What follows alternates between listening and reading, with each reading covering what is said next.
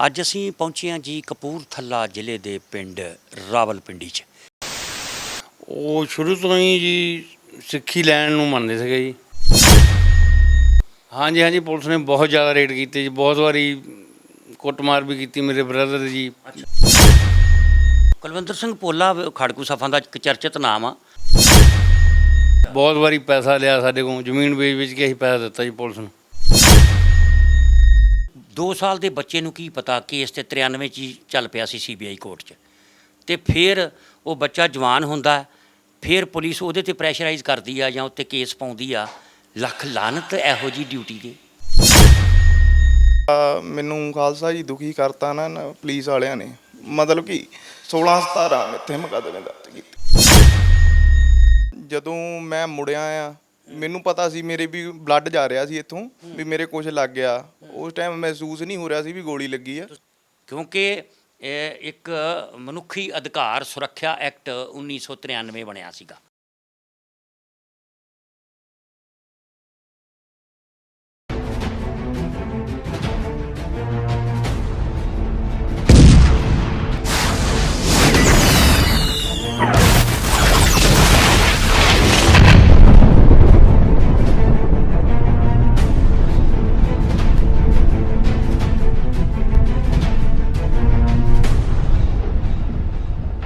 ਸੰਘਰਸ਼ ਦਾ ਸੱਚ ਪ੍ਰੋਗਰਾਮ ਵੇਖਣ ਵਾਲੀਆਂ ਸਾਰੀਆਂ ਸੰਗਤਾਂ ਨੂੰ ਮੇਰੇ ਵੱਲੋਂ ਯਾਨੀ ਬਲਵਿੰਦਰ ਸਿੰਘ ਪੱਖੋਕੇ ਵੱਲੋਂ ਆਪ ਸਭ ਨੂੰ ਫਤਿਹ ਪ੍ਰਵਾਨ ਹੋਵੇ ਜੀ।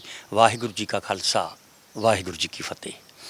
ਅੱਜ ਅਸੀਂ ਪਹੁੰਚੇ ਹਾਂ ਜੀ ਕਪੂਰਥਲਾ ਜ਼ਿਲ੍ਹੇ ਦੇ ਪਿੰਡ ਰਾਵਲਪਿੰਡੀ 'ਚ। ਇਹ ਪਿੰਡ ਫਗਵਾੜੇ ਤੋਂ ਹੁਸ਼ਿਆਰਪੁਰ ਰੋਡ ਦੇ ਉੱਤੇ ਕੋਈ 4-5 ਕਿਲੋਮੀਟਰ ਦੀ ਦੂਰੀ 'ਤੇ ਸਥਿਤ ਆ। ਇੱਥੋਂ ਦਾ ਇੱਕ ਨੌਜਵਾਨ ਪਲਵਿੰਦਰ ਸਿੰਘ ਸਨ ਆਫ ਦਰਸ਼ਨ ਸਿੰਘ, ਜਿਹੜਾ ਕਿ 27/3/1993 ਨੂੰ ਪੁਲਿਸ ਵੱਲੋਂ ਫੜ ਕੇ ਇੱਕ ਝੂਠੇ ਪੁਲਿਸ ਮੁਕਾਬਲੇ 'ਚ ਉਸ ਨੂੰ ਸ਼ਹੀਦ ਕਰ ਦਿੱਤਾ ਗਿਆ ਸੀ। ਕੇਸ ਜਿਹੜਾ CBI ਕੋਰਟ ਦੇ ਵਿੱਚ ਚੱਲ ਰਿਹਾ, ਲਗਭਗ 30 ਸਾਲ ਹੋ ਚੱਲੇ ਨੇ ਇਨਸਾਫ ਦੀ ਲੜਾਈ ਲੜਦਿਆਂ, ਅਤੇ ਇਸ ਕੇਸ ਨੂੰ ਦਬਾਉਣ ਦੇ ਲਈ ਇਸ ਪਰਿਵਾਰ ਦੇ ਉੱਤੇ ਕੀ ਕੁਛ ਜਿਹੜੇ ਜ਼ਬਰ ਜ਼ੁਲਮ ਕੀਤੇ ਗਏ ਨੇ, ਆਓ ਤੁਹਾਨੂੰ ਇਸ ਪਰਿਵਾਰ ਦੀ ਦਾਸਤਾਨ ਸੁਣਾਉਂਦੇ ਹਾਂ ਅਤੇ ਤੁਹਾਨੂੰ ਲੈ ਕੇ ਚੱਲਦੇ ਹਾਂ ਸ਼ਹੀਦ ਭਾਈ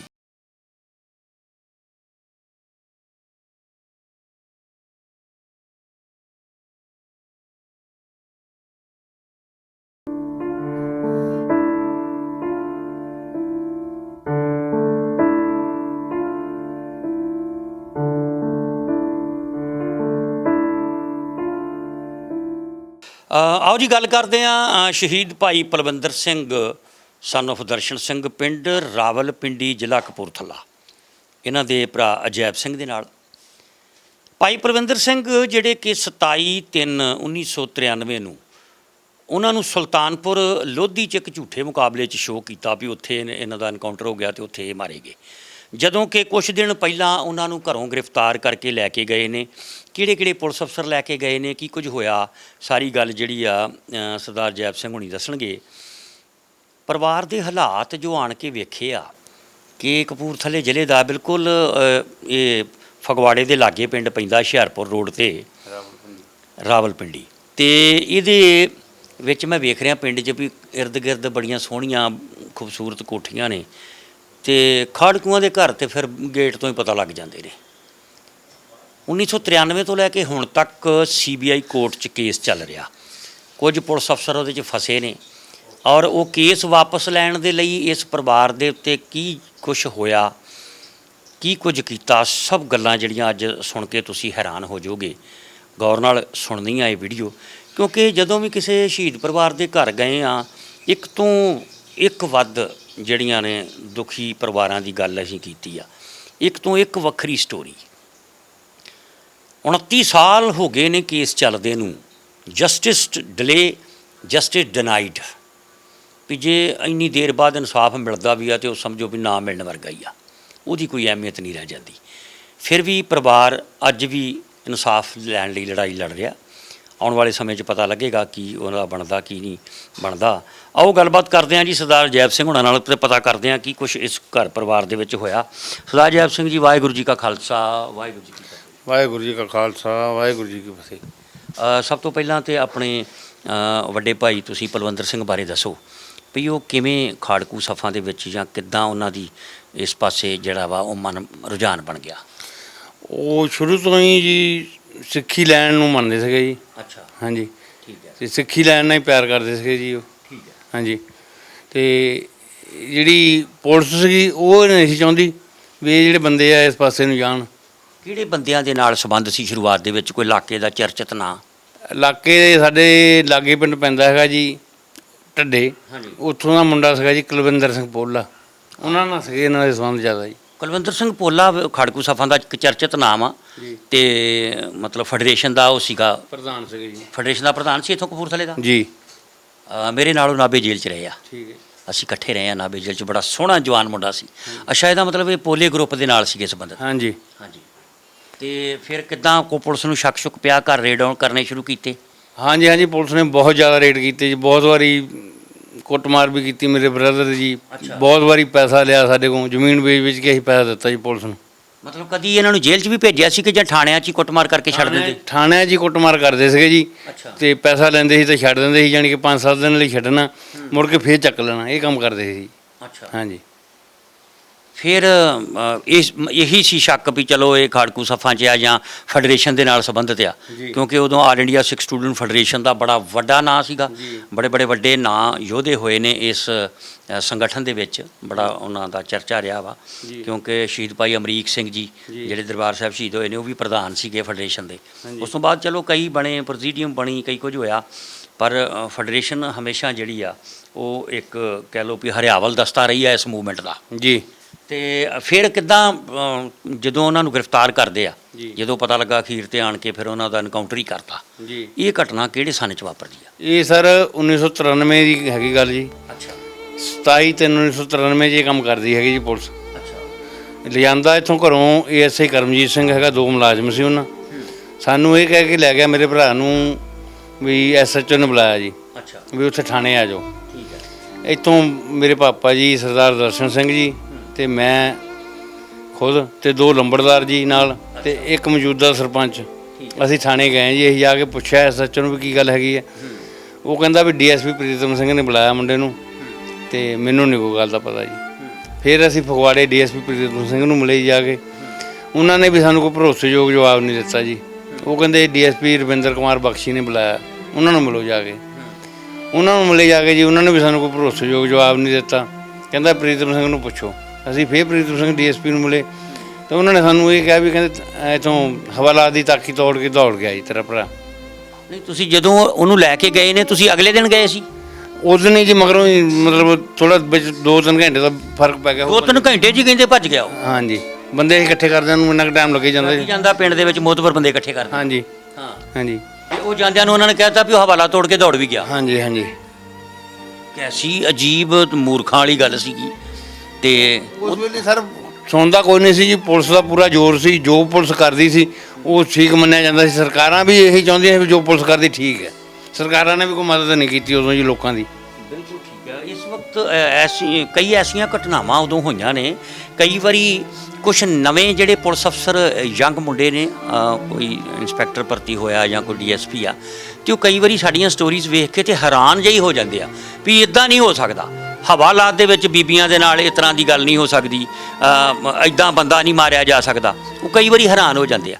ਪਰ ਜਦੋਂ ਤੱਥ ਸਾਹਮਣੇ ਆਉਂਦੇ ਆ, ਜਦੋਂ ਤੁਹਾਡੇ ਵਰਗੇ ਪਰਿਵਾਰਾਂ ਨਾਲ ਗੱਲ ਕਰੀਦੀ ਹੈ, ਤੇ ਉਹ ਵੀ ਹੈਰਾਨ ਹੋ ਜਾਂਦੇ ਆ ਵੀ ਉਸ ਵਕਤ ਚਿੱਟੇ ਦਿਨੀ ਪੰਚਾਇਤ ਦੇ ਸਾਹਮਣੇ ਮਾਝੇ ਇਲਾਕੇ 'ਚ ਬਟਾਲੇ ਏਰੀਏ ਦੇ ਵਿੱਚ ਗੋਬਿੰਦ ਰਾਮ ਵਰਗਾ SSP ਸ਼ਰੇਆਮ ਪਬਲਿਕ ਦੇ ਵਿੱਚ ਬੰਦਿਆਂ ਮਾਰ ਦਿੰਦਾ ਸੀ।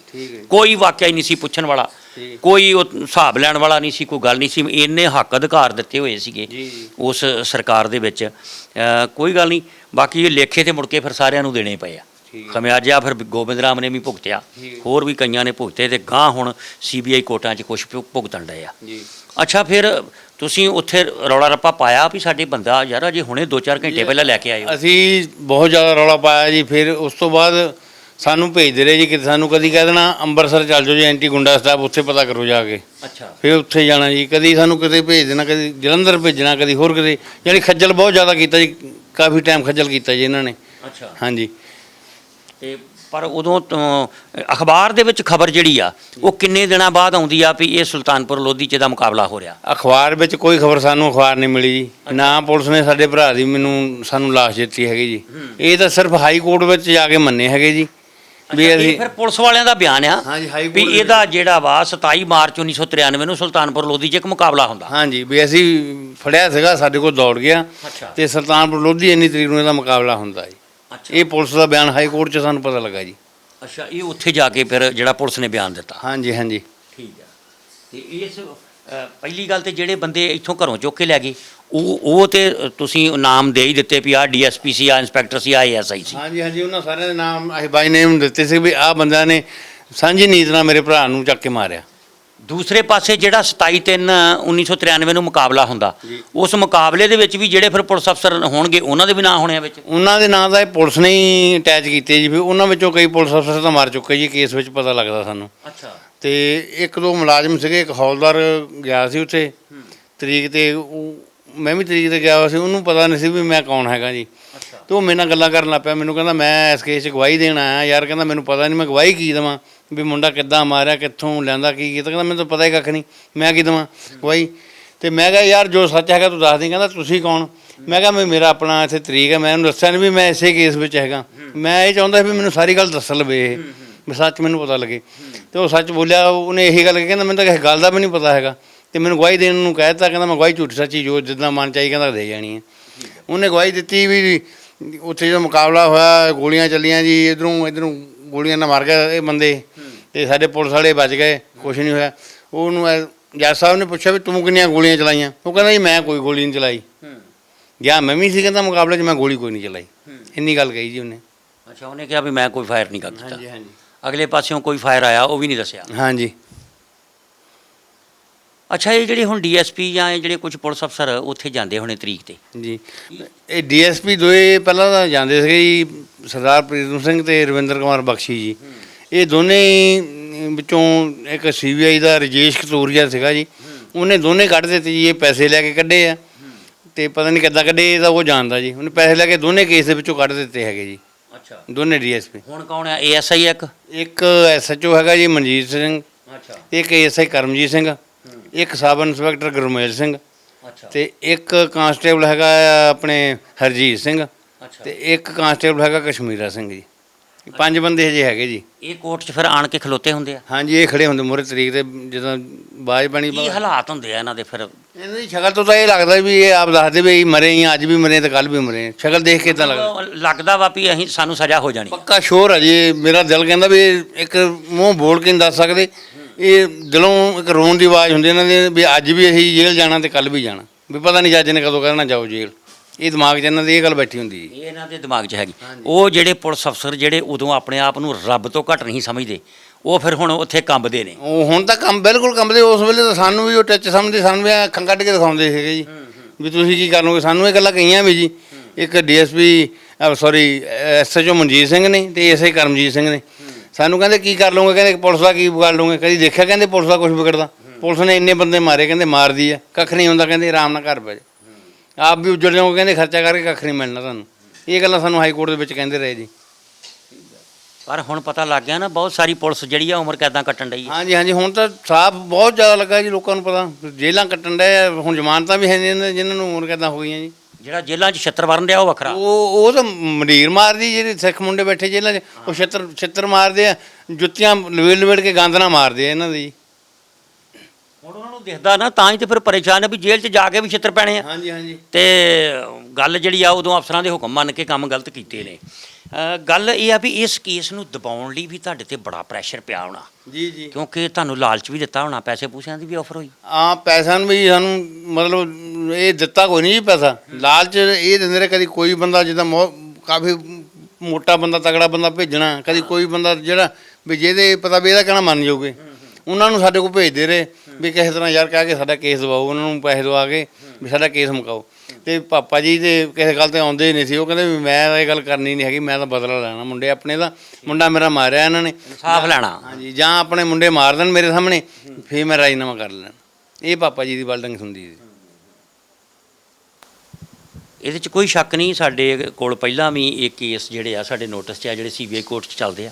ਕਰੋੜਾਂ ਦੀ ਆਫਰ ਆ, ਕੁਝ ਕੇਸਾਂ 'ਚ ਕਰੋੜਾਂ ਦੀ ਆਫਰ ਆ, ਤੇ ਪਰ ਨਹੀਂ ਪਰਿਵਾਰ ਮੰਨਦੇ। ਮੈਂ ਐਸੇ ਪਰਿਵਾਰਾਂ ਨੂੰ ਮਿਲਿਆ ਜਿਨ੍ਹਾਂ ਦੇ ਘਰਾਂ ਦੇ ਵਿੱਚ ਇੱਕ ਟਾਈਮ ਰੋਟੀ ਪੱਕਦੀ ਹੈ ਤੇ ਦੂਜੇ ਟਾਈਮ ਦਾ ਉਹਨਾਂ ਨੂੰ ਪਤਾ ਨਹੀਂ ਹੁੰਦਾ ਵੀ ਪ੍ਰਬੰਧ ਹੋਣਾ ਕਿ ਨਹੀਂ। ਸਾਡੇ ਘਰ ਪਰ ਉਹਨਾਂ ਨੇ ਵੀ ਕੀਤਾ ਜੀ ਪੁਲਿਸ ਨੇ। ਸਾਡੇ ਘਰ ਵੀ ਹੁਣ ਜੇ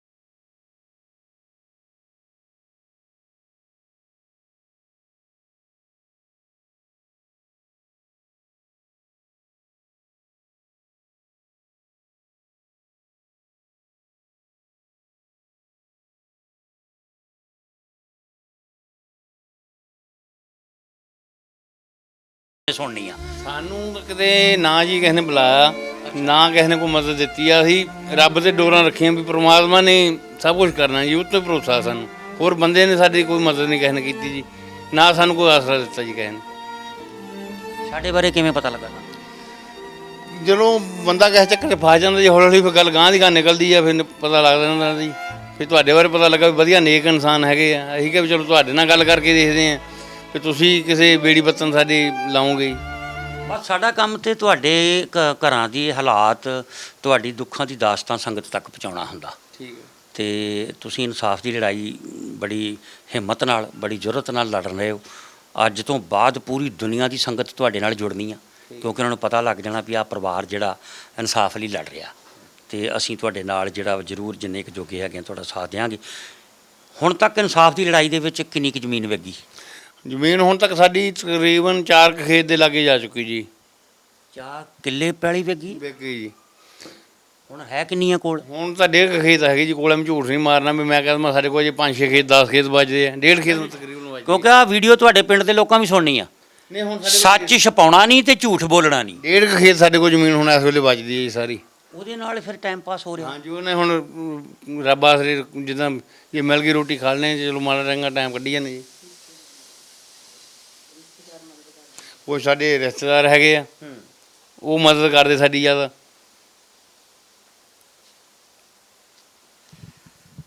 ਚਲੋ ਠੀਕ ਹੈ ਜੀ। ਹੋਰ ਕੋਈ ਐਸੀ ਗੱਲ ਜਿਹੜੀ ਤੁਸੀਂ ਸੰਗਤ ਨਾਲ ਸਾਂਝੀ ਕਰਨੀ ਚਾਹੁੰਦੇ ਹੋ? ਅਸੀਂ ਤਾਂ ਇਹੀ ਕਹਿਣਾ ਚਾਹੁੰਦੇ ਵੀ ਜਿੰਨਾ ਕੁ ਸਾਡੇ ਨਾਲ ਧੱਕਾ ਹੋਇਆ ਗਰੀਬਾਂ ਨਾਲ, ਇੰਨਾ ਕੁ ਹੋਰ ਗਰੀਬਾਂ ਨਾਲ ਵੀ ਜਿੱਦਾਂ ਧੱਕਾ ਹੋਇਆ, ਉਹਨਾਂ ਦੀ ਥੋੜ੍ਹੀ ਜਿੰਨੀ ਸੰਗਤ ਮਦਦ ਕਰ ਸਕਦੀ ਆ ਕਰੇ, ਤੇ ਪਰਮਾਤਮਾ ਉਹਨਾਂ ਨੂੰ ਜ਼ਿਆਦਾ ਦੇਵੇ। ਅਸੀਂ ਤਾਂ ਇਹੀ ਕਹਿ ਸਕਦੇ।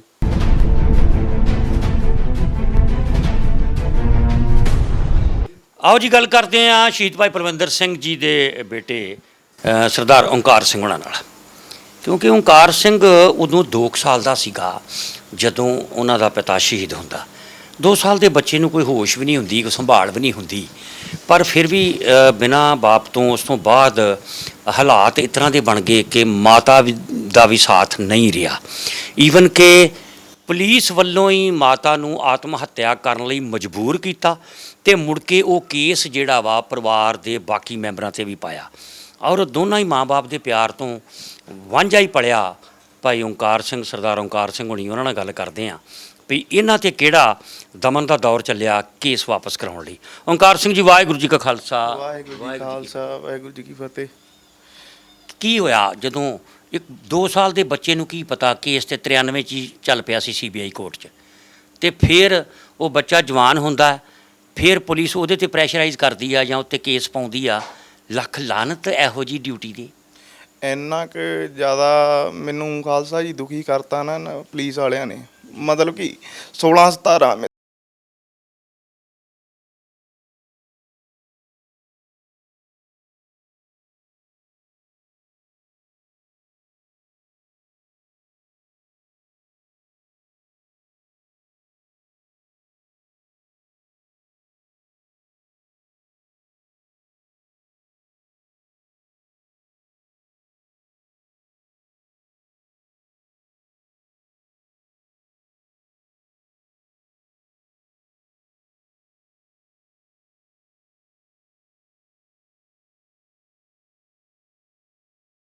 ਉੱਥੇ ਹਰਗੁਰਦੇਵ ਐਸਐਚਓ ਸੀਗਾ। ਅੱਛਾ।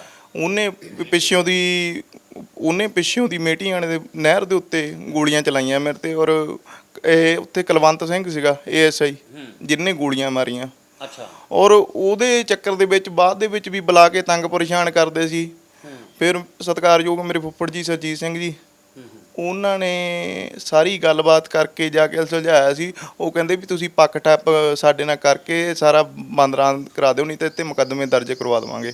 ਅੱਛਾ, ਮਤਲਬ ਗੱਲ ਇਹੀ ਸੀ ਵੀ ਉਹ ਕੇਸ ਵਾਪਸ ਲੈ ਲਓ ਸੀਬੀਆਈ ਕੋਰਟ 'ਚ ਜਿਹੜਾ। ਤੇ ਇਹ ਫਿਰ ਕਹਿੰਦੇ ਓਂਕਾਰ ਵੀ ਆਪਾਂ ਰਹਿਣ ਦਿੰਨੇ ਆ, ਵੀ ਮੈਂ ਤਾਂ ਤੇਰੇ ਨਾਲ ਖੜਾ, ਤੂੰ ਜਿੱਦਾਂ ਕਰਨੀ ਆ। ਤੇ ਫਿਰ ਉਹਦੀ ਜਿਹੜੀ ਮੇਰਾ ਇਲਾਜ ਸਾਂਘਾ ਹਸਪੀਟਲ ਹੋਇਆ। ਹਾਂਜੀ। ਮਤਲਬ ਗੋਲੀਆਂ ਮਾਰਨ ਲੱਗੀਆਂ ਤੁਹਾਡੇ ਸਰੀਰ ਦੇ ਵਿੱਚ? ਹਾਂਜੀ ਹਾਂਜੀ।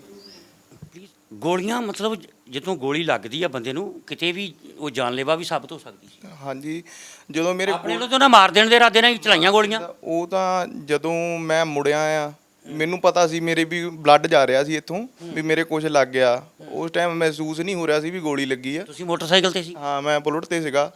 ਤੇ ਮੈਂ ਉੱਥੋਂ ਆਪਣੀ ਸਿਸਟਰ ਨੂੰ ਫੋਨ ਕੀਤਾ, ਮੈਂ ਗੜਦੀ ਵਾਲ ਜਾ ਕੇ ਮੈਂ ਕਿਹਾ ਵੀ ਸਿਸਟਰ ਨੂੰ, ਮੇਰੀ ਨਾਂ ਦਾ ਭੁਪਿੰਦਰ ਕੌਰ ਆ, ਤੇ ਮੈਂ ਉਹਨੂੰ ਦੱਸਿਆ ਵੀ ਇੱਦਾਂ ਮੇਰੇ ਸੱਟ ਲੱਗ ਗਈ, ਵੀ ਮੈਂ ਪੁਲਿਸ ਦੇ ਮੂਹਰੋਂ ਲੰਘਿਆ ਤੇ ਵੀ ਮੈਨੂੰ ਠਾਹ ਦੀ ਪਿੱਛੋਂ ਆਵਾਜ਼ਾਂ ਸੁਣੀਆਂ। ਤੇ ਉਹਦਾ ਜਿਹੜਾ ਪ੍ਰਾਹੁਣਾ ਸੀ ਉਹ ਮੈਨੂੰ ਲੈ ਕੇ ਉੱਥੋਂ ਗੱਡੀ ਦੇ ਵਿੱਚ ਰੋਪੜ ਦਾਖਲ ਕਰਵਾ ਕੇ ਆਇਆ ਜਾ ਕੇ। ਤੇ ਉੱਥੇ ਹਸਪੀਟਲ 'ਚ ਕੋਈ ਐਡਮਿਟ ਨਹੀਂ ਕਰਦਾ ਸੀ ਰਾਤ ਨੂੰ। ਫਿਰ ਇਹਨਾਂ ਨੇ ਜਿੱਦਾਂ ਮਾਰਕਸ ਹੋਣ ਤੇ ਫਿਰ ਨਹੀਂ ਕਰਦੇ। ਹਾਂਜੀ, ਜਿੱਦਾਂ ਮਰਜ਼ੀ ਕਰਕੇ ਫੁੱਫੜ ਜੀ ਨੇ ਮੇਰੇ ਨੇ ਜ਼ੋਰ ਪਾ ਕੇ ਜੋ ਵੀ ਇਹਨਾਂ ਦਾ ਸਾਰਿਆ ਉਹ ਕਰਕੇ ਮੈਨੂੰ ਐਡਮਿਟ ਕਰਾ ਕੇ ਮੇਰਾ ਟ੍ਰੀਟਮੈਂਟ ਜਿਹੜਾ ਇਹਨਾਂ ਨੇ ਉੱਥੋਂ ਕਰਵਾਇਆ। ਅੱਛਾ, ਉਦੋਂ ਬਾਅਦ ਫਿਰ ਪੁਲਿਸ ਗ੍ਰਿਫਤਾਰ ਵੀ ਕਰਨ ਆਈ ਵੀ ਇਹ ਬੰਦਾ ਸਾਡੇ ਮੁਕਾਬਲੇ 'ਚੋਂ ਬਚ ਕੇ ਭੱਜਾ? ਨਹੀਂ, ਉਦੋਂ ਬਾਅਦ ਦੇ ਵਿੱਚ ਪੁਲਿਸ ਆਉਂਦੀ ਰਹੀ। ਫਿਰ ਇਹਨਾਂ ਨੂੰ ਇਹ ਪ੍ਰੈਸ਼ਰਾਈਜ਼ ਕਰਨ ਲੱਗ ਪਿਆ ਸੀ ਵੀ ਤੁਸੀਂ ਇਹ ਕੇਸ ਆ ਜਿਹੜਾ ਨਾ, ਇਹਨੂੰ ਇੱਦਾਂ ਬੰਦ ਕਰ ਦਿਓ, ਨਹੀਂ ਤਾਂ ਮੁੰਡੇ ਤੇ ਹੋਰ ਮੁਕੱਦਮੇ ਦਰਜ ਕਰਾਂਗੇ। ਅੱਛਾ। ਹਾਂਜੀ। ਇਹ ਗੱਲ ਫਿਰ ਪੁਲਿਸ ਨੇ ਤਾਂ ਮਤੇ ਸੁਣਾ ਦਿੱਤਾ ਵੀ ਜਾਂ ਤੇ ਹੋਰ ਮੁਕੱਦਮੇ ਵੀ ਦਰਜ ਕਰਾਂਗੇ, ਨਹੀਂ ਤੇ ਤੁਸੀਂ ਸਾਡੇ ਨਾਲ ਰਾਜੀਨਾਮਾ ਕਰ। ਹਾਂਜੀ। ਕਦੀ ਮਨ 'ਚ ਨਹੀਂ ਆਇਆ ਵੀ ਚਲੋ ਛੱਡੋ ਮੁਕਾ ਲਈਏ ਖੇੜਾ? ਨਹੀਂ ਆਇਆ? ਜਾਨ ਵੀ ਜਾ ਸਕਦੀ ਸੀ। ਨਹੀਂ, ਕੋਈ ਨਹੀਂ। ਫੇ ਹੁਣ ਜਦੋਂ ਫਾਦਰ ਸਾਹਿਬ ਹੀ ਨਹੀਂ ਰਹੇ, ਮੰਮੀ ਨਹੀਂ ਰਹੇ, ਤਾਂ ਕੀ ਕਰਨਾ ਜੀ ਕਿ ਆਪਾਂ।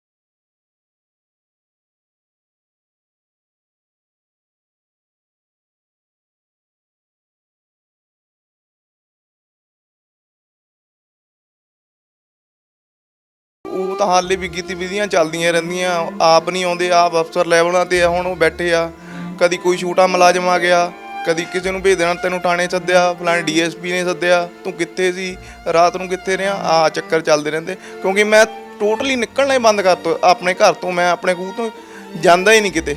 ਮੈਂ ਇੱਥੋਂ ਤੱਕ ਵੀ ਇੰਨਾ ਡਰ ਗਿਆ ਸੀਗਾ, ਮੈਂ ਸ਼ਹਿਰ ਜਾਣਾ ਵੀ ਬੰਦ ਕਰਤਾ ਸੀ ਵੀ ਕੱਲ੍ਹ ਨੂੰ ਕੋਈ ਮੇਰੇ ਨਾਲ ਕੋਈ ਇੱਦਾਂ ਦੀ ਗੱਲਬਾਤ ਨਾ ਕਰਾ ਦੇਣ। ਕਿਉਂਕਿ ਵੇਖੋ, ਆਪ ਨੁਕਸਾਨ ਤੇ ਜਿਸ ਤਰ੍ਹਾਂ ਤੁਸੀਂ ਦੱਸਿਆ ਵੀ ਸਿੱਧੀਆਂ ਗੋਲੀਆਂ ਉਹਨਾਂ ਚਲਾਈਆਂ, ਤੁਸੀਂ ਉਹਨਾਂ ਅਫਸਰਾਂ ਦੇ ਨਾਂ ਲੈ ਰਹੇ ਹੋ। ਤੇ ਕਈ ਵਾਰੀ ਇਹ ਹੁੰਦਾ ਵੀ ਐਵੇਂ ਗੈਂਗਵਾਰ ਦੇ ਵਿੱਚ ਹੀ ਨੁਕਸਾਨ ਕਰ ਦੇਣ ਵੀ ਇਹ ਇੱਕ ਦੂਜੀ ਗੈਂਗਸਟਰ ਗਰੁੱਪ ਨੇ ਨੁਕਸਾਨ ਕਰਤਾ, ਇਸ ਤਰ੍ਹਾਂ ਦਾ ਵੀ ਕੰਮ ਇਹ ਕਰਵਾ ਸਕਦੀ ਹੈ ਪੁਲਿਸ, ਕੁਝ ਵੀ ਕਰ ਸਕਦੀ ਹੈ। ਇਸ ਕਰਕੇ ਮੇਰੇ ਚਾਚਾ ਜੀ ਦੀ, ਮੇਰੇ ਰਿਸ਼ਤੇਦਾਰਾਂ ਦੀ, ਮੈਨੂੰ ਸਾਰਿਆਂ ਦੀ, ਮੇਰੇ ਭੂਆ ਜੀ ਦੀ, ਫੁੱਫੜ ਜੀ ਦੀ ਵੀ ਇਹ ਹਦਾਇਤ ਸੀਗੀ ਵੀ ਹੁਣ ਘਰ ਤੋਂ ਬਾਹਰ ਹੀ ਨਹੀਂ ਜਾਣਾ, ਤੂੰ ਮਨ ਮਾਰ ਲਾ ਆਪਣਾ, ਜਿੰਨਾ ਚਿਰ ਫਾਦਰ ਸਾਹਿਬ ਦਾ ਕੇਸ ਨਹੀਂ ਨਾ ਨਿਬੜਦਾ, ਇੱਕ ਪਾਸੇ ਹੋ ਜਾਂਦਾ, ਵੀ ਤੂੰ ਸਮਝਦਾਰ ਬਣ ਜਾ, ਤੂੰ ਕਿਤੇ ਨਹੀਂ ਜਾਣਾ ਆਉਣਾ। ਇਸ ਕਰਕੇ ਮੈਂ ਸ਼ਹਿਰ ਇੱਥੋਂ ਤੱਕ ਵੀ ਮੈਂ ਆਪਣੀ ਵਾਈਫ ਨੂੰ, ਆਪਣੇ ਬੱਚੇ ਨੂੰ ਲੈ ਕੇ ਵੀ ਨਹੀਂ ਜਾਂਦਾ, ਡਰਦਾ ਵੀ ਕੱਲ੍ਹ ਨੂੰ ਇਹ ਹੋਰ ਵੀ ਮੇਰੇ 'ਤੇ ਕੋਈ ਅਟੈਕ ਕਰਾ ਸਕਦੇ ਆ।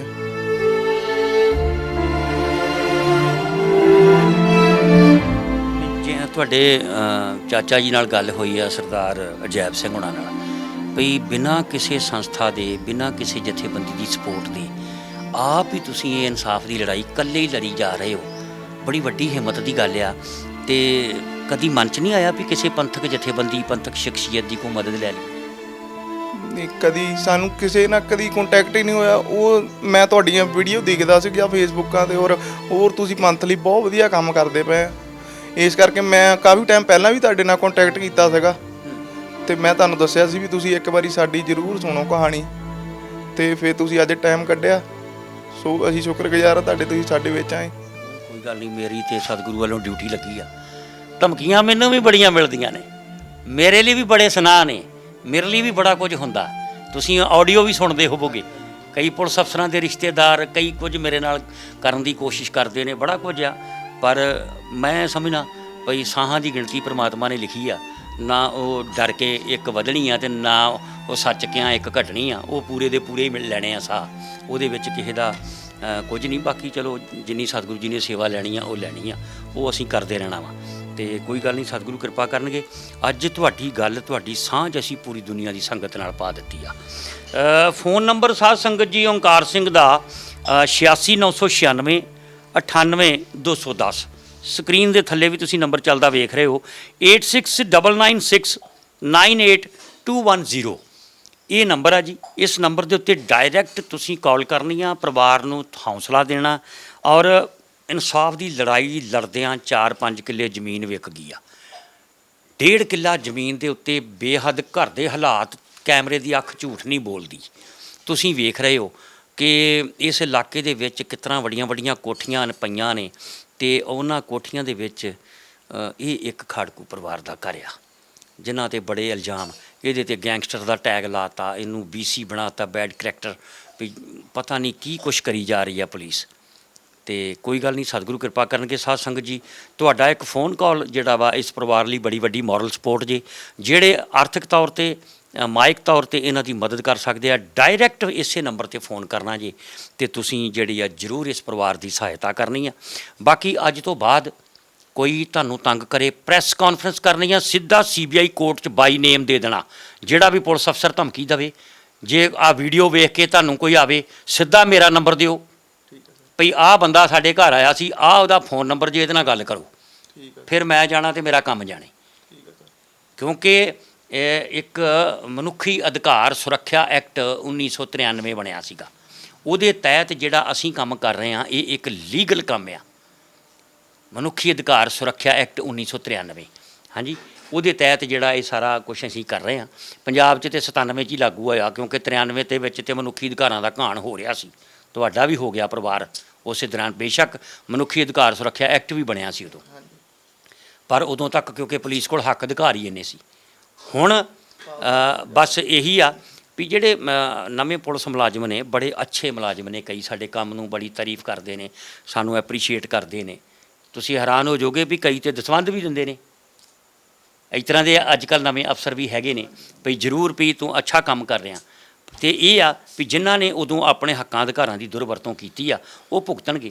ਅੱਜ ਵੀ ਜੇ ਕੋਈ ਅਫਸਰਾਂ ਦੇ ਕਹੇ ਤੇ ਆਣ ਕੇ ਕੋਈ ASI ਜਾਂ ਕੋਈ SHO ਉਹ ਤੁਹਾਡੇ ਨਾਲ ਪੰਗਾ ਲੈਂਦਾ, ਉਹਨਾਂ ਨੂੰ ਇਹ ਵੇਖਣਾ ਚਾਹੀਦਾ ਵੀ ਉਹ ਖਾਦਰਾ ਕੇਸ ਦੇ ਵਿੱਚ, ਬਾਬਾ ਚਰਨ ਸਿੰਘ ਜੀ ਕਾਰਸੇ ਵਾਲਿਆਂ ਦੇ ਕੇਸ 'ਚ, ਹੋਰ ਬੜੇ ਕੇਸ ਆ, ਸੁਲਤਾਨਵਿੰਡ ਦਾ ਇੱਕ ਕੇਸ ਸੀਗਾ, ਸਭ 20-20 ਸਾਲ ਅੰਦਰ ਉਮਰ ਕੈਦਾਂ ਭੁਗਤਣ ਰਹੇ ਆ।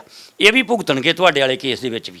ਬਹੁਤ ਜਲਦ ਜਿਹੜਾ ਵਾ ਹੁਣ ਇਹਦੇ 'ਚ ਤੁਹਾਡਾ ਫੈਸਲਾ ਆਉਣ ਵਾਲਾ, ਕਿਉਂਕਿ ਬਹੁਤ ਲੰਬਾ ਕੇਸ ਚੱਲਿਆ।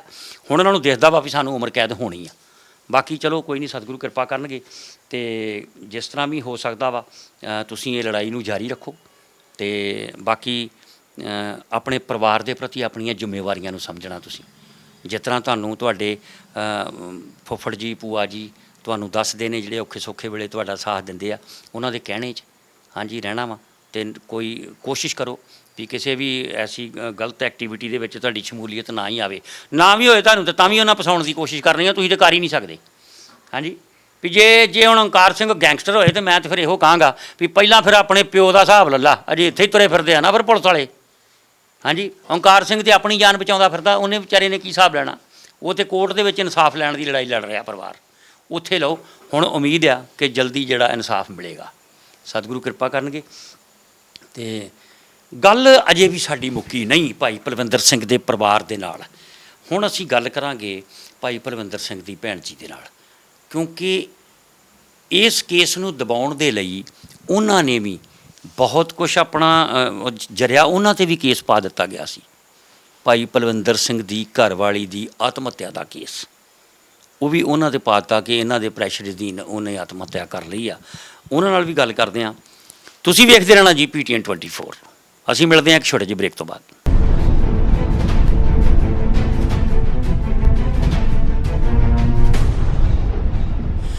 ਸ਼ਹੀਦ ਭਾਈ ਪਲਵਿੰਦਰ ਸਿੰਘ ਪਿੰਡ ਰਾਵਲਪਿੰਡੀ ਜ਼ਿਲ੍ਹਾ ਕਪੂਰਥਲਾ। ਦਾਸਤਾਂ ਅਜੇ ਮੁੱਕੀ ਨਹੀਂ। ਗੱਲ 30 ਸਾਲ ਪੁਰਾਣੀਆਂ ਗੱਲਾਂ ਮੈਂ 30 ਮਿੰਟ ਦੇ ਵਿੱਚ ਕਿਵੇਂ ਮੁਕਾ ਦਿਆਂ। ਕੁਛ ਗੱਲਾਂ ਐਸੀਆਂ ਨੇ, ਕੁਛ ਐਸੇ ਤੱਥ ਨੇ ਜਿਨ੍ਹਾਂ ਨੂੰ ਇੱਕ ਇਤਿਹਾਸ ਦੇ ਰੂਪ ਦੇ ਵਿੱਚ, ਇੱਕ ਸੱਚ ਦੇ ਰੂਪ ਦੇ ਵਿੱਚ ਅਸੀਂ ਰਿਕਾਰਡ ਕਰਕੇ ਉਹਨੂੰ ਸਾਂਭਣ ਦਾ ਯਤਨ ਕਰਦੇ ਹਾਂ। ਇਹ ਇੱਕ ਓਰਲ ਹਿਸਟਰੀ ਇਕੱਠੀ ਕਰ ਰਹੇ ਹਾਂ। ਪਰਿਵਾਰ ਆਪਣੇ ਮੂੰਹੋਂ ਆਪ ਦੱਸ ਰਹੇ ਨੇ ਕਿ ਸਾਡੇ ਨਾਲ ਕੀ ਕੁਝ ਹੋਇਆ ਬੀਤਿਆ।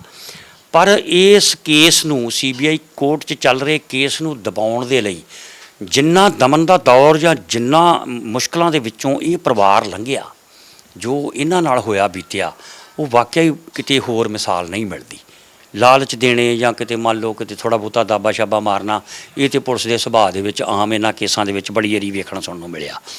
ਪਰ ਅੱਜ ਦੀ ਡੇਟ ਤੱਕ ਕਿ ਸ਼ਹੀਦ ਭਾਈ ਪਲਵਿੰਦਰ ਸਿੰਘ ਦੇ ਪੁੱਤਰ ਨੂੰ ਵੀ ਮਾਰ ਦੇਣ ਦੀ ਕੋਸ਼ਿਸ਼ ਕੀਤੀ ਜਾਣੀ ਪੁਲਿਸ ਵੱਲੋਂ, ਔਰ ਉਸ ਤੋਂ ਬਾਅਦ ਉਹਨਾਂ ਦੀ ਭੈਣ 'ਤੇ ਵੀ ਇਹ ਕੇਸ ਪਾ ਦੇਣਾ, ਇਹ ਗੱਲ ਜਿਹੜੀ ਆ ਬੜੀ ਵੱਡੀ ਆ। ਅੱਜ ਵੀ ਪਰਿਵਾਰ ਜਿਹੜਾ ਥੋੜ੍ਹਾ ਖੌਫ ਦੇ ਸਾਏ ਦੇ ਵਿੱਚ ਆ ਵੀ ਕੇਸ ਸਾਡਾ ਚੱਲ ਰਿਹਾ, ਪਤਾ ਨਹੀਂ ਕਦੋਂ ਕੀ ਵਾਪਰ ਜਾਣਾ। ਆਓ ਗੱਲ ਕਰਦੇ ਹਾਂ ਜੀ ਸਤਿਕਾਰਯੋਗ ਭੈਣ ਜੀ ਬਲਜੀਤ ਕੌਰ ਦੇ ਨਾਲ, ਜੋ ਕਿ ਭੈਣ ਜੀ ਨੇ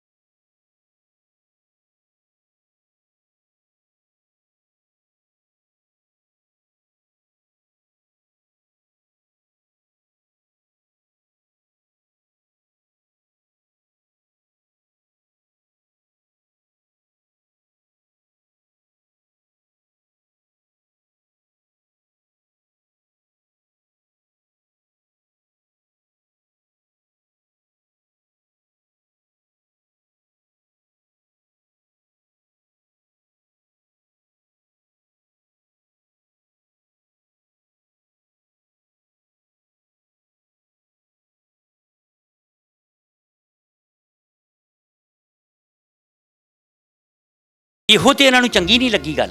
ਉਹਦੇ ਮੂੰਹ ਤੇ ਦਾੜੀ ਕੇਸ, ਉਹਦੇ ਸਿਰ ਤੇ ਕੇਸਰੀ ਪੱਗ, ਉਹਦਾ ਫੈਡਰੇਸ਼ਨ ਵਾਲਿਆਂ ਦੇ ਨਾਲ ਪ੍ਰੇਮ, ਉਹਦਾ ਬਾਣੀ ਬਾਣੇ ਨਾਲ ਪ੍ਰੇਮ, ਉਹਦਾ ਗੁਰੂ ਘਰ ਦੇ ਨਾਲ ਲਗਾ, ਇਹ ਚੀਜ਼ਾਂ ਜਿਹੜੀਆਂ ਨੇ ਇਹੋ ਹੀ ਤੇ ਇਹਨਾਂ ਨੂੰ ਚੁੱਭਦੀਆਂ ਸੀ ਸਮੇਂ ਦੀ ਸਰਕਾਰ ਨੂੰ। ਇਹ ਤੇ ਸਾਡੇ ਤੇ ਬੱਚਿਆਂ ਦੇ ਇਹ ਗੁਣ ਸੀਗੇ ਜਿਹੜੇ ਇਹਨਾਂ ਲਈ ਔਗਣ ਬਣ ਗਏ। ਵੀਰ ਜੀ ਮੇਰੇ ਵੀਰ ਨੇ ਤਾਂ ਜਿਹੜੇ ਤਸੀਹੇ ਝੱਲੇ ਆ, ਉਹ ਤਾਂ ਰੱਬ ਹੀ ਜਾਣਦਾ। ਪੁਲਿਸ ਵਾਲਿਆਂ ਨੇ ਉਹਨੂੰ ਕਿਹੇ ਜਿਹੇ ਤਸੀਹੇ ਦਿੱਤੇ, ਜਿਹੜੇ ਪਿੱਛੋਂ ਪਰਿਵਾਰ ਨੂੰ, ਮੇਰਾ 70 ਸਾਲ 80 ਸਾਲ ਦਾ ਪਿਓ ਮੇਰਾ ਕੋਰਟ ਕਚਹਿਰੀਆਂ ਦੇ ਪੁਲਿਸ ਦੀਆਂ ਕੁੱਟਾਂ ਖਾਂਦਾ ਰਿਹਾ, ਮੇਰੀ ਮਾਂ ਧੱਕੇ ਖਾਂਦੀ ਰਹੀ, ਮੇਰਾ ਪਰਿਵਾਰ ਛੋਟਾ ਜਿਹਾ ਭਤੀਜਾ ਹਜੇ ਬੈਠਣਾ ਹੀ ਸਿੱਖਿਆ ਸੀ, ਰਿੜਨਾ ਹੀ ਸਿੱਖਿਆ ਸੀ। ਜਦੋਂ ਪਿਓ ਦਾ ਸਿਰ ਤੋਂ ਸਾਇਆ ਉੱਠ ਗਿਆ, ਪਰ ਮੈਂ ਆਪਣੀ ਬੁੱਕਲ 'ਚ ਲੈ ਕੇ ਦੋਨਾਂ ਨੂੰ, ਭਤੀਜੇ ਨੂੰ ਭਤੀਜੀ ਨੂੰ ਵੀ ਮਾਂ ਬਣ ਕੇ ਪਾਲਿਆ ਇਹਨਾਂ ਨੂੰ। ਪਿਓ ਮਾਂ ਦੀ ਇਹਨਾਂ ਨੂੰ ਕੋਈ ਮੈਂ ਥੋੜ ਨਹੀਂ ਰਹਿਣ ਦਿੱਤੀ। ਪਰ ਜੋ ਇਸ ਪਰਿਵਾਰ ਨਾਲ ਹੋਇਆ ਨਾ ਵੀਰ ਜੀ, ਬਿਆਨ ਕਰਨਾ ਬਹੁਤ ਔਖਾ ਮੇਰੇ ਵਾਸਤੇ। ਅਸੀਂ ਇੱਕ ਚੰਗੇ ਪਰਿਵਾਰ ਨਾਲ ਸੰਬੰਧਿਤ ਰੱਖਦੇ ਸੀ ਵੀਰ ਜੀ। ਸਾਡੇ ਪਿਓ ਦਾ ਬੜਾ ਨਾਮ ਚੱਲਦਾ ਸੀ। ਜਿੱਦਣ ਦਾ ਸਾਡੇ ਘਰ ਵਿੱਚ ਪੁਲਿਸ ਦਾ ਪੈਰ ਪੈ ਗਿਆ ਭਾਜੀ, ਸਾਨੂੰ ਇਹੋ ਜਿਹਾ ਪੁਲਿਸ ਨੇ ਅੰਨੇ ਤਸੱਦਦ ਕੀਤੇ ਸਾਡੇ ਪਰਿਵਾਰ ਤੇ, ਇਹੋ ਜਿਹੀਆਂ ਸਾਡੇ ਨਾਲ ਅਣਕਾਉਣੀਆਂ ਹਰਕਤਾਂ ਕੀਤੀਆਂ ਕਿ ਜੋ ਸਾਡੇ ਵਿੱਚ, ਮੈਨੂੰ ਪਬਲਿਕ ਸਾਹਮਣੇ ਵੀ ਦੱਸਣਾ ਬਹੁਤ ਔਖਾ ਲੱਗ ਰਿਹਾ ਵੀਰ ਜੀ। ਨਹੀਂ ਦੱਸੋ ਭੈਣ ਜੀ, ਇਹ ਸੱਚ ਜਿਹੜਾ ਤੁਸੀਂ ਦੱਸੋ, ਇਹ ਹਮੇਸ਼ਾ ਲਈ ਇੱਕ ਇਤਿਹਾਸਕ ਤੱਥ ਦੇ ਰੂਪ ਦੇ ਵਿੱਚ ਹਮੇਸ਼ਾ ਸਾਂਭਿਆ ਜਾਣਾ ਵਾ। ਤੁਸੀਂ ਜ਼ਰੂਰ ਗੱਲ ਕਰੋ ਜੋ ਕੁਝ ਵੀ ਤੁਹਾਡੇ ਨਾਲ ਹੋਇਆ ਬੀਤਿਆ, ਕਿਉਂਕਿ ਓਂਕਾਰ ਉਦੋਂ ਬਹੁਤ ਛੋਟਾ ਸੀ। ਜੋ ਕੁਝ ਪਲਵਿੰਦਰ ਸਿੰਘ ਨਾਲ ਹੋਇਆ, ਜਿਹੜੇ ਸੰਗੀਆਂ ਸਾਥੀਆਂ ਨਾਲ ਉਹ ਵਿਚਰਿਆ, ਜਿਹੜੇ ਪੁਲਿਸ ਅਫਸਰਾਂ ਨੇ ਉਹਨਾਂ ਨੂੰ ਗ੍ਰਿਫਤਾਰ ਕੀਤਾ, ਜਿਹੜੀ ਗੱਲ ਦਾ ਵੀ ਤੁਹਾਨੂੰ ਪਤਾ, ਜ਼ਰੂਰ ਸਾਂਝੀ ਕਰੋ ਸੰਗਤ। ਵੀਰ ਜੀ ਉਹ ਕੋਈ ਅੱਤਵਾਦੀ ਨਹੀਂ ਸੀ, ਕੋਈ ਵੱਖਵਾਦੀ ਨਹੀਂ ਸੀ ਵੀਰ ਜੀ। ਮੈਂ ਤੁਹਾਨੂੰ ਇੱਕ ਵਾਰੀ ਨਹੀਂ 100 ਵਾਰੀ ਕਹੂੰਗੀ ਕਿ ਮੇਰਾ ਭਰਾ ਗੁਰੂ ਖਾਲਸਾ ਪੰਥ ਦੀ ਸਾਜਨਾ ਕਰਦਾ ਸੀ, ਧੀਆਂ ਭੈਣਾਂ ਦਾ ਇੱਜ਼ਤ ਦਾ ਰਖਵਾਲਾ ਸੀ। ਤੇ ਪੁਲਿਸ ਦੀ ਨਿਗਾਹ ਦੇ ਵਿੱਚ ਕਿਸ ਤਰ੍ਹਾਂ ਚੜਿਆ, ਮੋਟਰ ਤੇ ਪਾਣੀ ਲਾਇਆ ਸੀਗਾ, ਬੰਦੇ ਚਾਹ ਪਾਣੀ ਆਏ ਪਿਲਾਇਆ, ਪੁਲਿਸ ਨੇ ਸਾਨੂੰ ਬੁਲਾਇਆ, ਤੁਹਾਡੇ ਮੁੰਡੇ ਕੋਲ ਮੁੰਡੇ ਆਉਂਦੇ। ਅਸੀਂ ਬੜੀ ਇੱਜ਼ਤ ਨਾਲ ਉਹਨਾਂ ਪੰਚਾਇਤ ਦੇ ਨਾਲ ਪੇਸ਼ ਕਰਾਇਆ ਵੀ ਸਾਡਾ ਮੁੰਡਾ ਇਹੋ ਜਿਹਾ ਨਹੀਂ ਹੈਗਾ। ਇੱਕ ਵਾਰੀ ਨਹੀਂ, ਸਾਡੇ ਮੁੰਡੇ ਕੋਲ 100 ਵਾਰੀ ਗੱਲ ਪੁੱਛ ਲਓ ਜਿਹੜੀ ਪੁੱਛਣੀ ਆ। ਅਸੀਂ ਸਾਰੀ ਪਿੰਡ ਦੀ ਪੰਚਾਇਤ, ਬੰਦੇ ਜਨਾਨੀਆਂ, ਥਾਣੇ ਬਾਹਰ ਖੜੇ ਆ। ਸਾਡਾ ਬਾਪ ਰੋਂਦਾ, ਹੱਥ ਜੋੜਦਾ, ਮੇਰੇ ਜਦੋਂ ਗੱਲ ਪੁੱਛਣ ਨੂੰ ਲੈ ਕੇ ਗਏ ਆ ਇੱਥੇ ਸਾਡੇ ਪਿੰਡ ਹੀ ਥਾਣਾ ਪਿੰਡ ਰਾਵਲਪਿੰਡੀ ਥਾਣੇ 'ਚ ਜਦੋਂ ਉਹਨਾਂ ਨੇ ਅੱਗੋਂ ਜਿਪਸੀ ਤਿਆਰ ਕੀਤੀ ਸੀ ਮੇਰੇ ਭਰਾ ਦੀਆਂ ਪਿੱਛੋਂ ਪੱਗ ਨਾ ਭਰਨੇ ਨਾ ਬਾਹਾਂ ਬੰਨ੍ਹ ਲਈਆਂ, ਅਸੀਂ ਬਾਹਰ ਖੜੇ ਦੇਖ ਰਹੇ ਸੀ। ਉਸ ਤੋਂ ਬਾਅਦ ਭਾਜੀ ਸਾਨੂੰ ਨਾ ਭਰਾ ਦਾ ਮੂੰਹ ਦਿਸਿਆ ਤੇ ਨਾ ਸਾਨੂੰ ਪਿੱਠ ਦੀ ਸੀ ਤੇ ਅਸੀਂ ਬੜਾ ਬਰਲਾਪ ਕੀਤਾ ਕਿ ਸਾਡੇ ਭਰਾ ਨਾਲ ਕੀ ਹੋਇਆ ਆ, ਸਾਨੂੰ ਦੱਸੋ ਕਿੱਥੇ ਸਾਡਾ ਭਰਾ ਆ। ਮੇਰੀ 70 ਸਾਲ ਦੀ ਬਜ਼ੁਰਗ ਡੀਐਸਪੀ ਪ੍ਰੀਤਮ ਸਿੰਘ ਦੇ ਮੂਹਰੇ ਪਿੱਟਣ ਆਪੇ ਖੜ ਕੇ ਕਹਿੰਦੀ ਮੇਰਾ ਪੁੱਤ ਦੱਸ ਦੇ ਭਾਬੀ ਆ ਕਿੱਥੇ ਆ। ਕਹਿੰਦਾ ਜਾ ਮਾਤਾ ਕੰਮ ਕਰ, ਕਹਿੰਦਾ ਤੇਰਾ ਪੁੱਤ ਕਹਿੰਦਾ ਤਾਕੀ ਦਾ ਦਰਵਾਜ਼ਾ ਤੋੜ ਕੇ ਜੇਲ੍ਹ 'ਚੋਂ ਫਰਾਰ ਹੋ ਗਿਆ। ਹਜੇ ਕਿ ਮੇਰੇ ਭਰਾ ਤੇ ਕੋਈ 751 ਦਾ ਕੇਸ ਵੀ ਨਹੀਂ ਸੀ ਹੈਗਾ ਵੀ ਜਾਂ ਤਾਂ ਕੋਈ ਗਲਤ ਕੰਮ ਕਰਦਾ ਹੁੰਦਾ। ਅਸੀਂ ਖੁਦ ਕਹਿੰਦੇ, ਪੰਚਾਇਤ ਖੁਦ ਕਹਿੰਦੀ ਵੀ ਇਹ ਮੁੰਡਾ ਪਿੰਡ 'ਚ ਗਲਤ ਕੰਮ ਕਰਦਾ। ਮੇਰੇ ਭਰਾ ਤੇ ਤਾਂ ਉਸ ਟਾਈਮ 751 ਦਾ ਕੇਸ ਵੀ ਨਹੀਂ ਸੀ। ਜੋ ਸਾਡੇ ਨਾਲ ਪੁਲਿਸ ਨੇ ਇਹੋ ਜਿਹੀ ਕਹਾਣੀ ਬਣਾਈ ਕਿ ਸਾਡਾ ਪਰਿਵਾਰ ਕੁਛ ਪਾਗਲ ਕਰਤਾ।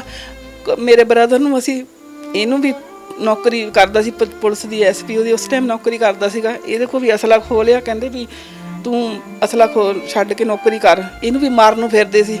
ਅਸੀਂ ਕਿਹਾ ਵੀ ਅਸੀਂ ਅੱਧੀ ਖਾ ਲਾਂਗੇ, ਲੂਣ ਨਾ ਖਾ ਲਾਂਗੇ। ਇੱਕ ਸਾਡਾ ਚਲੇ ਗਿਆ ਜਵਾਨ ਤੇ ਤੈਨੂੰ ਨਾ ਕਿਤੇ ਪੁਲਿਸ ਇੱਦਾਂ ਉੱਦਾਂ ਕਰ ਦੇਵੇ। ਅਸੀਂ ਕਿ ਇੰਨਾ ਕੁ ਡਰ ਗਏ, ਸਹਿਮ ਗਏ ਸੀਗੇ ਨਾ ਭਾਜੀ। ਸਾਨੂੰ ਬਾਰ-ਬਾਰ ਦੱਸਣਾ ਮੀਡੀਆ ਸਾਹਮਣੇ ਬਹੁਤ ਔਖਾ ਲੱਗ ਰਿਹਾ ਕਿ ਪੁਲਿਸ ਨੇ ਦਿਨ ਨਹੀਂ ਦੇਖਣਾ। ਤੜਕੇ 4 ਵਜੇ 1 ਵਜੇ 2 ਵਜੇ ਮੇਰਾ ਬਾਪ ਇੱਥੇ ਸੁੱਤਾ ਹੋਣਾ, ਮੋਹਰੇ ਲਾ ਲੈਣਾ ਦਰਸ਼ਨ ਸਿੰਘ ਚਲੋ।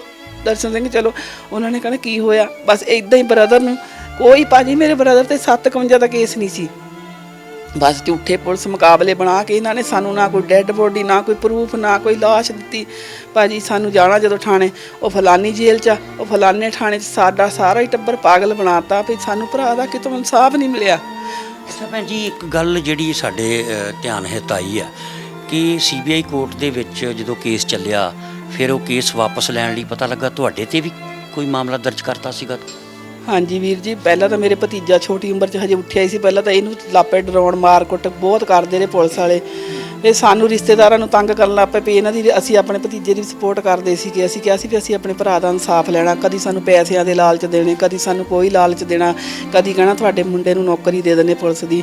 ਇੱਥੇ ਤੱਕ ਕਿ ਸਾਨੂੰ DGP ਕੋਲ ਵੀ ਲੈ ਕੇ BK ਉੱਪਲ ਕੋਲ ਉਸ ਟਾਈਮ ਸੁਰੇਸ਼ ਅਰੋੜਾ ਸੀ। ਇਹ ਪ੍ਰੀਤਮ ਸਿੰਘ ਕਹਿੰਦਾ ਵੀ ਤੁਸੀਂ ਕਹਿੰਦਾ ਮੈਂ ਤੁਹਾਡੇ ਜਿਹੜਾ ਸ਼ਹੀਦ ਪਲਵਿੰਦਰ ਸਿੰਘ ਹੋਇਆ ਇਹਨਾਂ ਦੇ ਬੱਚਿਆਂ ਨੂੰ ਨੌਕਰੀ ਦਿਵਾ ਦਿੰਦਾ ਪੁਲਿਸ ਦੀ। ਤੇ ਸਾਨੂੰ ਇੱਦਾਂ ਬੈਠ ਕੇ DGP ਨਾਲ ਸਾਹਮਣੇ ਗੱਲਬਾਤ ਕਰਾਈ ਪਰ ਮੈਂ ਅੰਦਰੋਂ ਨਹੀਂ ਮੰਨੀ। ਮੈਂ ਕਿਹਾ ਰਹਿਣ ਦੇ, ਸਾਨੂੰ ਨੌਕਰੀਆਂ ਨਹੀਂ ਪੁਲਿਸ ਦੀਆਂ ਚਾਹੀਦੀਆਂ। ਮੇਰੇ ਭਰਾ ਦਾ ਇੱਕੋ ਇੱਕ ਚਿਰਾਗ ਜਗਦਾ, ਅਸੀਂ ਨਹੀਂ ਨੌਕਰੀਆਂ ਕਰਨੀਆਂ। ਇਹ ਪੁਲਿਸ ਨੇ ਫਿਰ ਕਿਤੇ ਨਾ ਕਿਤੇ ਸਾਡੇ ਨਾਲ ਬੈਰ ਕੱਢ ਲੈਣਾ। ਅਸੀਂ ਆਪਾਂ ਰਲ ਮਿਲ ਕੇ ਖਾ ਲਾਂਗੇ, ਅੱਧੀ ਖਾ ਲਾਂਗੇ, ਲੂਣ ਨਾ ਖਾ ਲਾਂਗੇ। ਅਸੀਂ ਨਹੀਂ ਇਹ ਨੌਕਰੀ ਕਰਨੀ ਹੈਗੀ। ਸਾਨੂੰ ਬੜੇ ਇਹਨਾਂ ਨੇ ਸਬਜ਼ਬਾਜ਼ ਦਿਖਾਏ। ਸਰਦਾਰ ਪ੍ਰੀਤਮ ਸਿੰਘ ਨੇ ਤਾਂ ਸਭ ਤੋਂ ਜ਼ਿਆਦਾ ਅੰਨਾ ਤਸੱਦਦ ਸਾਡੇ ਤੇ ਪਰਿਵਾਰ ਤੇ ਕਰਨ ਵਾਲਾ ਪ੍ਰੀਤਮ ਸਿੰਘ ਸੀ। ਕਿਉਂਕਿ ਪ੍ਰੀਤਮ ਸਿੰਘ ਨੇ ਮੇਰੇ ਪਿਓ ਨੂੰ ਕਦੀ ਕੁਛ ਕਹਿਣਾ, ਕਦੀ ਕੁਛ ਕਹਿਣਾ। ਭਤੀਜੇ ਮੇਰੇ ਤੇ ਵੀ ਜਿੰਨੇ ਕੇਸ ਝੂਠੇ ਉਹਨੇ ਪਵਾਏ, ਜਿਨ੍ਹਾਂ ਕੋਈ ਮੇਰਾ ਭਤੀਜਾ ਸਾਰੇ ਕੇਸਾਂ ਵਿੱਚੋਂ ਵਾਇਤ ਬਰੀ ਹੋ ਗਿਆ। ਕੋਈ ਇਹਦੇ ਤੇ ਕ੍ਰਾਈਮ ਪਾ ਦੇ, ਕਦੀ ਕੋਈ, ਸਾਰੇ ਕੇਸਾਂ 'ਚੋਂ ਬਰੀ ਹੋਇਆ ਭਾਜੀ। ਸਭ ਤੋਂ ਜ਼ਿਆਦਾ ਸਾਡੇ ਤੇ ਪ੍ਰੀਤਮ ਸਿੰਘ DSP ਉਸ ਟਾਈਮ ਫਗਵਾੜੇ ਲੱਗੇ ਹੋਏ ਸੀ। ਇਹਨੇ ਜਦੋਂ ਹੀ ਪੁਲਿਸ ਦਿਨ ਨਹੀਂ ਦੇਖਣਾ, ਰਾਤ ਨਹੀਂ ਦੇਖਣੀ, ਉਦੋਂ ਹੀ ਸਾਡੇ ਘਰ ਪੁਲਿਸ ਭੇਜ ਦੇਣੀ। ਸਰਦਾਰ ਪ੍ਰੀਤਮ ਸਿੰਘ ਨੇ ਬੁਲਾਇਆ ਮੁੰਡੇ ਨੂੰ, ਅਸੀਂ ਜਾਣਾ ਹੱਥ ਜੋੜ ਕੇ ਰਿਕਵੈਸਟ ਕਰਨੀ ਵੀ ਸਾਨੂੰ ਕਾਹਤੋਂ ਬੁਲਾਇਆ, ਅਸੀਂ ਖੇਤੀਬਾੜੀ ਪਰਿਵਾਰ ਕਰਦਾ ਆ ਵੀ ਸਾਨੂੰ ਪੁਲਿਸ ਕਿਉਂ ਤੰਗ ਕਰਦੀ ਆ।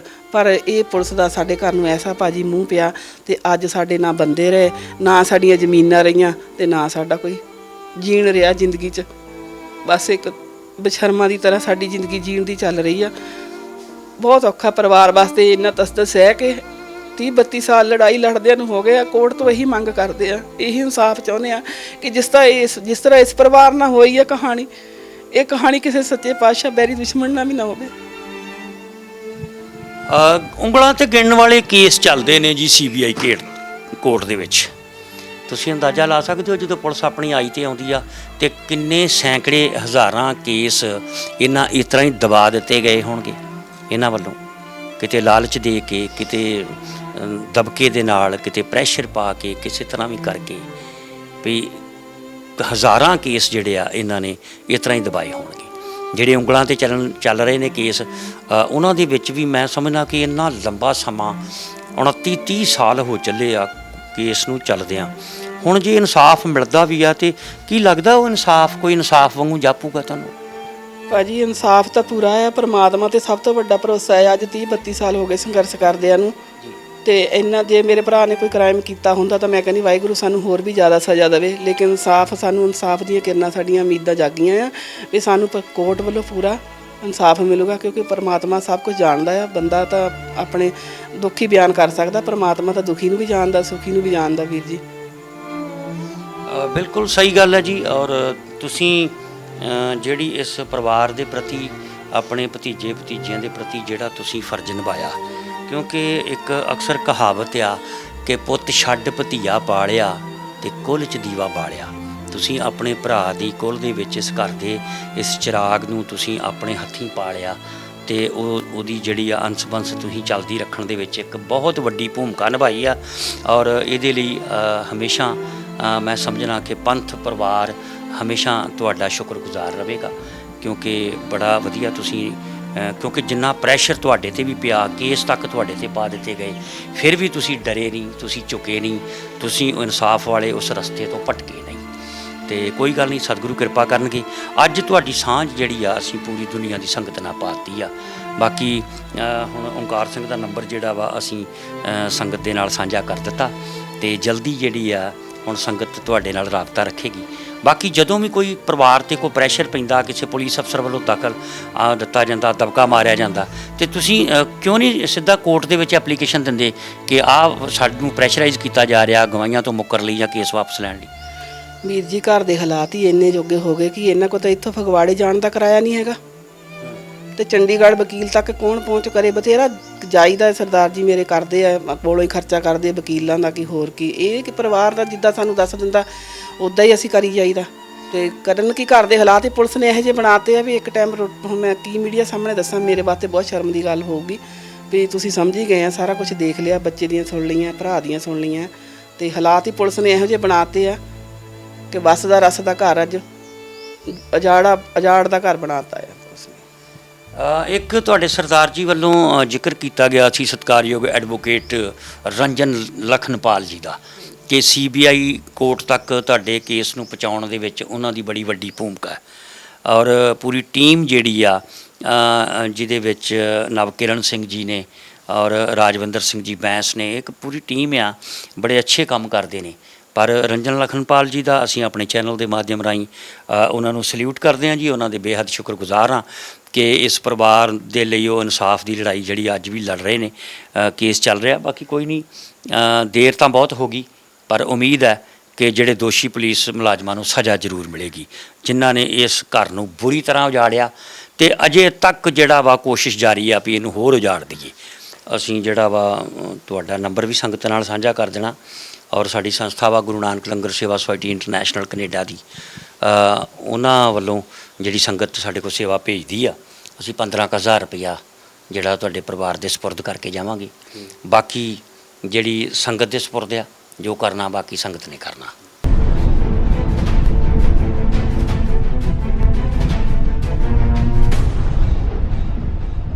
ਸਾਧ ਸੰਗਤ ਜੀ, ਘਰ ਦੇ ਹਾਲਾਤ ਮੈਂ ਪਹਿਲਾਂ ਵੀ ਜ਼ਿਕਰ ਕਰ ਚੁੱਕਾ, ਕੈਮਰੇ ਦੀ ਅੱਖ ਦੇ ਨਾਲ ਤੁਸੀਂ ਵੇਖ ਲੈਣੇ ਆ ਵੀ ਕਿਵੇਂ ਹਾਲਾਤ ਨੇ ਘਰ ਦੇ, ਤੇ ਕਿਵੇਂ ਇਹ ਦਰਗੁਜ਼ਰ ਕਰ ਰਿਹਾ। ਵੀ ਜਦੋਂ ਬੰਦਾ ਓਂਕਾਰ ਸਿੰਘ ਘਰ ਦਾ ਵਾ ਇੱਕ ਮੈਂਬਰ ਆ, ਤੇ ਉਹ ਹੁਣ ਕਿਤੇ ਬਾਹਰ ਨਹੀਂ ਨਿਕਲਣ ਦੇਣਾ, ਉਹਨੂੰ ਬੈਡ ਕਰੈਕਟਰ ਸ਼ੋਅ ਕੀਤਾ, ਉਹ ਕਿਤੇ ਕੋਈ ਕੰਮ ਨਹੀਂ ਕਰ ਸਕਦਾ, ਕੋਈ ਲੋਨ ਨਹੀਂ ਲੈ ਸਕਦਾ, ਕੋਈ ਕਾਰੋਬਾਰ ਨਹੀਂ ਕਰ ਸਕਦਾ, ਵਿਦੇਸ਼ ਨਹੀਂ ਜਾ ਸਕਦਾ, ਤੇ ਉਹ ਕਿਵੇਂ ਆਪਣਾ ਜੀਵਨ ਨਿਰਵਾਹ ਕਰੂਗਾ। ਉਹਦੇ ਵੀ ਹੁਣ ਗਾਂ ਬੱਚੇ ਨੇ, ਤੇ ਆਪ ਸਾਧ ਸੰਗਤ ਦਾ ਬੜਾ ਵੱਡਾ ਸਾਥ ਦੀ ਲੋੜ ਆ, ਜ਼ਰੂਰ ਸਾਥ ਦਿਓ। ਮੈਂ ਨੰਬਰ ਇੱਕ ਵਾਰੀ ਫੇਰ ਬੋਲਦੇ ਹਾਂ, 8699698210। ਇਸ ਨੰਬਰ ਦੇ ਉੱਤੇ ਤੁਸੀਂ ਕੰਟੈਕਟ ਕਰਨਾ ਜੀ ਇਸ ਪਰਿਵਾਰ ਦੇ ਨਾਲ, ਤੇ ਇਹਨਾਂ ਦੀ ਇਨਸਾਫ ਲਈ ਜਿਹੜੀ ਜਦੋਜਹਿਦ ਚੱਲ ਰਹੀ ਹੈ ਉਹਦੇ ਵਿੱਚ ਇਹਨਾਂ ਦੇ ਲਈ ਮੋਰਲ ਸਪੋਰਟ ਦਾ ਜ਼ਰੂਰ ਆਪਣੀ ਭੂਮਿਕਾ ਨਿਭਾਇਓ ਜੀ। ਬੜੀ ਮਿਹਰਬਾਨੀ ਜੀ। ਵੀਡੀਓ ਨੂੰ ਵੱਧ ਤੋਂ ਵੱਧ ਸ਼ੇਅਰ ਕਰਿਓ। ਕੋਈ ਗੱਲਬਾਤ ਕਰਦਿਆਂ ਗਲਤੀ ਗੁਸਤਾਖੀ ਹੋ ਗਈ ਹੋਵੇ ਤੇ ਉਹਦੇ ਲਈ ਅਸੀਂ ਮਾਜ਼ਰਤ ਚਾਹਾਂਗੇ। ਕਿ ਸਾਡੀ ਕੋਸ਼ਿਸ਼ ਹੁੰਦੀ ਹੈ ਕਿ ਬਿਲਕੁਲ ਸੱਚ ਤੇ ਬਿਲਕੁਲ ਅਸਲੀ ਤੱਥ ਜਿਹੜੇ ਆ ਉਹ ਤੁਹਾਡੇ ਤੱਕ ਪਹੁੰਚਾਏ ਜਾਣ। ਪਰਿਵਾਰ ਨੂੰ ਵੀ ਸਾਡੀ ਇਹੋ ਗੁਜ਼ਾਰਿਸ਼ ਹੁੰਦੀ ਆ ਕਿ ਸੱਚ ਛੁਪਾਇਓ ਨਾ ਤੇ ਝੂਠ ਬੋਲਿਓ ਨਾ, ਕਿ ਕਿਉਂਕਿ ਹਰ ਪੂਰੀ ਦੁਨੀਆ ਦੇ ਕੋਨੇ-ਕੋਨੇ ਦੇ ਵਿੱਚ ਤੁਹਾਡੀ ਗੱਲ ਸੁਣੀ ਜਾਂਦੀ ਆ। ਬੜੀ ਮਿਹਰਬਾਨੀ ਹੈ ਜੀ।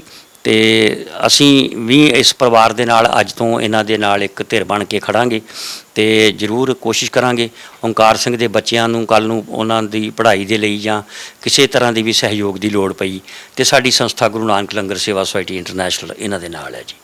ਬਹੁਤ ਮਿਹਰਬਾਨੀ ਜੀ। ਵੀਡੀਓ ਨੂੰ ਵੱਧ ਤੋਂ ਵੱਧ ਸ਼ੇਅਰ ਕਰ ਦਿਓ। ਬਹੁਤ ਧੰਨਵਾਦੀ ਹੋਵਾਂਗੇ। ਹੁਣ ਤੁਹਾਡੇ ਕੋਲੋਂ ਇਜਾਜ਼ਤ। ਵਾਹਿਗੁਰੂ ਜੀ ਕਾ ਖਾਲਸਾ, ਵਾਹਿਗੁਰੂ ਜੀ ਕੀ ਫਤਿਹ। ਸਾਧ ਸੰਗਤ ਜੀ, ਗੁਰੂ ਨਾਨਕ ਲੰਗਰ ਸੇਵਾ ਸੁਸਾਇਟੀ ਇੰਟਰਨੈਸ਼ਨਲ ਦੇ ਰਾਹੀਂ ਸੰਗਤ ਵੱਲੋਂ ਭੇਜੀ ਸੇਵਾ ਦੇ ਵਿੱਚੋਂ ਅੱਜ ਅਸੀਂ ਸ਼ਹੀਦ ਭਾਈ ਪਲਵਿੰਦਰ ਸਿੰਘ ਜੀ ਦੇ ਪਰਿਵਾਰ ਦੇ ਸਪੁਰਦ ਛੋਟੀ ਜੀ ਰਕਮ 15,000 ਰੁਪਇਆ ਕਰ ਰਹੇ ਹਾਂ। ਪਰ ਪਰਿਵਾਰ ਦੀਆਂ ਜ਼ਰੂਰਤਾਂ, ਇਹਨਾਂ ਦੀਆਂ ਮੁਸ਼ਕਲਾਂ ਦੇ ਸਾਹਮਣੇ ਇਹ ਰਕਮ ਬੜੀ ਛੋਟੀ ਆ। ਤੁਹਾਡੇ ਸਹਿਯੋਗ ਦੀ ਬਹੁਤ ਜ਼ਿਆਦਾ ਲੋੜ ਹੈ। ਪਰਿਵਾਰ ਦਾ ਫੋਨ ਨੰਬਰ ਤੁਹਾਡੇ ਸਾਹਮਣੇ ਆ ਜੀ, 86 996 98 210। ਇਸ ਨੰਬਰ ਦੇ ਉੱਤੇ ਕੰਟੈਕਟ ਕਰਕੇ ਆਪ ਸਭ ਸੰਗਤਾਂ ਜਿਹੜਾ ਜ਼ਰੂਰ ਸਾਥ ਦਿਓ, ਕਿਉਂਕਿ 30 ਸਾਲ ਹੋ ਗਏ ਨੇ ਇਨਸਾਫ ਦੀ ਲੜਾਈ ਲੜਦਿਆਂ ਤੇ ਕੋਈ ਬਹੁਤਾ ਵਧੀਆ ਘਰ ਦਾ ਸਾਧਨ ਨਹੀਂ।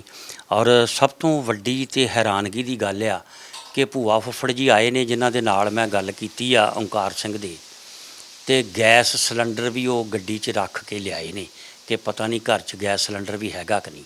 ਕਿਉਂਕਿ ਓਂਕਾਰ ਸਿੰਘ ਤੇ ਪਾਬੰਦੀ ਆ ਵੀ ਤੂੰ ਕਿਤੇ ਇਲਾਕੇ ਤੋਂ ਬਾਹਰ ਨਹੀਂ ਜਾਣਾ, ਦੱਸੇ ਬਿਨਾਂ ਕਿਤੇ ਜਾਣਾ ਨਹੀਂ।